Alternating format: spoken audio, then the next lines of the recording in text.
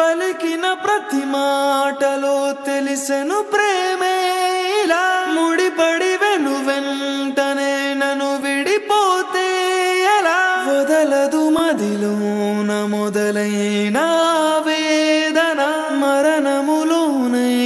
లేదేమో ఈ యాతన దొరికిన వరమన్నది నా సొంతం కాదని తెలిసి మనసున ఉరిమినదే ఆ మేఘం కనులలో తడిసి ఎదసడి అడిగనే నిలవవే వదలలేను చూడు నిన్నిలా ఒక క్షణమే పద